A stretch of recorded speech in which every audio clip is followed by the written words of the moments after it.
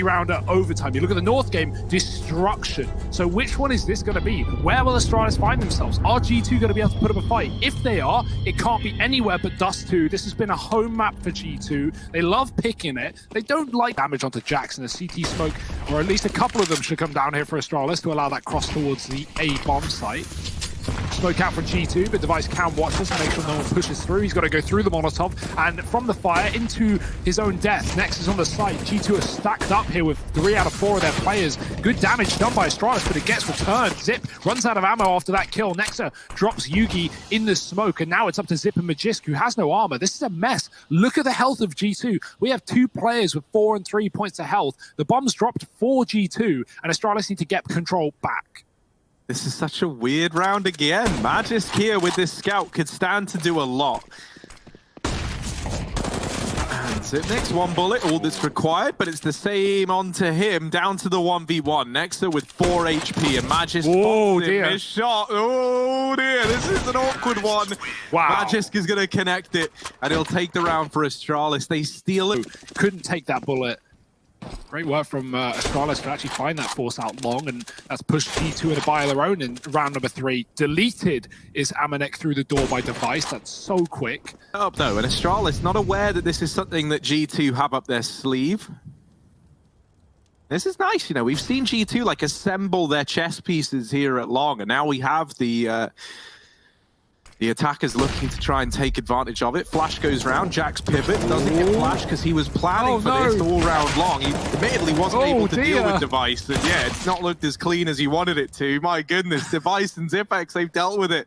And this leaves Hunter and Nexa in a 2-on-3. Having to take those horrible headshot angle fights to the site. Instead it is mid, and Amanek's here. The smoke blooms late, and so he gets a free kill. This bomb has been lost. Device needs cover. Nexa's trying to push, and Amanek goes through the smoke. Trades are good from Dupree, though. He keeps Astralis in this round, but Kenny has come from the back line with Jax alongside him. They don't know Device is here, although Kenny's going to try and chase him down. Oh no, Yugi's dead. How is he dead? Device trades, but he's so low, he needs to escape, and he still hasn't got control of the bomb. Well, let's see Device, what can he do? 8 HP and not checking to the left. This could be his downfall, as there is a man waiting back at the B bomb site. Now the smoke has kept Jax at top mid. Not going to go through that. Device closing the distance into B, but surely he's not ready for this position, and he's not. Hunter going to blindside him. Nexa and Amanek here with... Oh, they're pushed as well. If Yugi gets a shot, if Device takes him down, anyone here for Astralis, Yugi pulls out a nade, worst timing possible. There is a trade from Dupree. He's so good at getting Astralis back into these rounds right when it looks like it's a done deal. But Astralis aren't committing. They think there's more players here. Little do they know, if they just pushed off the back of those kills, they would have had B for the taking. G2 were nowhere near. Luckily, it's a little bit more competitive. Nice fast pick from Device out long, but it is traded. Kenny in middle, dropping the Magisk up Cat. Dupree's through a smoke, and that is risky.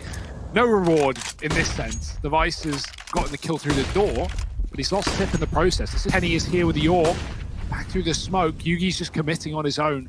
Device cut off by the utility. Kenny going above the box. The Molotov coming. He thinks they're in the tunnels. Does he know that Yugi's already out? The Molly's pushed him open. Yugi's missed a shot, and Kenny does get traded. Device with a chance to clutch. Yeah, he needs the ace if he wants to pick this round up, and a 1v2 still to find. Jax and Nexa on the other side. Device spraying. Now trying to plant this bomb, and they don't let him. They don't let him get the plant. They rush him down, but they haven't found the kill. And Device! Oh no! There's one! Oh! The follow-up, Device! What an ace! What a round, and what a play! On the lurk right now, he's holding for a Cat retake from that mid position. Dupree looking for the A picks. They are presenting themselves. Ooh dear, lots of damage through the smoke. It's only one smoke down, big gap, and they're going to flash through it as well. Amanek, no fear. Another eco win perhaps. Device has got to stop it all again. It's deja vu. This is the exact same situation as the eco that G2 last won. Device dinks, dead eventually. Yugi trades, but now he's in a clock. Lives to tell the tale of the B site cross. Now with a bomb planted, it's deja vu. It's this round all over again, but this time, it's Yugi in the hot seat, 11 points of health. Jackson Amanek on for the retake in an eco round for G2. They can't afford to let another clutch slip through the net. Yugi waiting patiently. He's held onto tunnels all round. Both players for G2 coming through the doors. Yugi lets the first man cross, not able to flick in time. It's Amanek with 4 kills and a defuse for G2. Yeah, Amanek, 4 kills. What a massive round. He has no armor, he has nothing. Just a 5-7, flash through the long smoke. How did G2 constantly replicate these eco wins?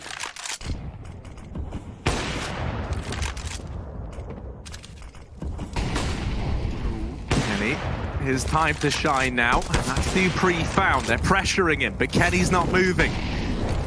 With this follow-up onto Magist, he's now relying that Amanek is going to be able to hold down the tunnels. Don't be confused. That was Hunter dropping Device down in mid, not Amanek here through the smoke. Don't worry, guys. It's actually going to get mopped up by Kenny. This is a nice recovery here from G2.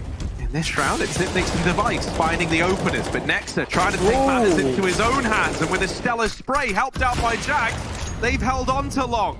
It's Device once again in a clutch situation here. It was a 1v2. He's got it down to a 1v1. Jax on the other side, a Device donning the M4, not wasting time with the AWP. Gets a little overzealous there. Jax swings out wide. And Kenny both floating around down in the lower tunnels. To me, doesn't scream that this is a commitment. And no, it's not. Jax tries to hop down into CT. And he does get down, but it's only his corpse. Dupree on with 4. This is the ace on the cards for Dupree and the pistol. My goodness, he has laid waste to G2. Nexa is the only man remaining. And Yugi, of course, going to snatch the ace out of mid, helped out by Dupree. The rotation is perfectly timed on his behalf. He's still holding down middle and does get overwhelmed there by the MAC-10s. This leaves Yugi in a bit of an awkward spot. He's going to try and hold down this B site solo, and he has dropped the bomb. He's actually removed 2. Hunter with a flank down from the catwalk, though. He's made this round possible. He's put them in a doable situation. Yeah, you can see Zip just runs away from that fight immediately, though. He wants to play with Yugi. They have Util, and the bomb on B, it's dropped. So Astralis don't need to risk anything in this round. They can just wait for G2 to come to them. Zipex checking lower is given a timing where G2 can isolate Yugi in the site, but they don't know where he's playing from. They've cleared out a lot of these positions. Yugi doesn't know they're inside A or B either, but he's going to flick back round. Does a ding? Nothing more. The AWP posted will fall off. Zip can kill it with a nade. That's a massive grenade, and Kenny does survive. Another Molotov available as well. Kenny holding down the site, and Hunter running for his life. Zip has a one-on-one, and he's not going to take it. Kenny fast. Kenny is the bomb and almost goes down. Amanek could win this whole round, and yeah, they're not ready for him. He gets the kill at B, He turns around, follows up onto Dupree, and he's carved a path back into this round for G2. It's all now hinging on whether or not Kenny can survive the journey, and it's looking good for him. He's ran all the way through T-spawn. Zipnix is going to try and cut him off, but Amanek's already moved into the tunnels, is already here to help out, and it's another kill for Amanek in this round. He's put them into a 2-on-2 with just the MAC-10. Magisk and Device. Oh, well now just Device. Amanek is on for the ace in a round where it was him and Kenny up against the flawless Astralis. He's made it doable. He's made it more than doable. He's almost locked in the round for G2. Amanek, the savior, the Mac Daddy. And come on, get the ace. There it is. And that's going to keep things even. Now the rest of G2, they're looking to hit B. They're looking to go in. And Yugi has to make a stand. He's doubled up. And that's enough for G2 to reconsider. They leave the tunnels, they slow it down. Now they're no longer looking to commit. Dupree continuing to spam them down. I think maybe we stop standing on the other side of the smoke, G2. He's not the 2 players you want to try and trifle with. And Dupree, he's lost him for blood. He's going to tuck himself in and play this crossfire with old mate Yugi at the B site. G2 with a minute left on the clock. Time is really their only ally at this point in time. Kenny going to start to creep on forward. Yugi looking to be this first point of contact. Dupree yet to get a kill in this round, is a bit of an unknown entity being in this corner. Yugi swinging out, does best Kenny, unable to assist with... And back in with that double AWP.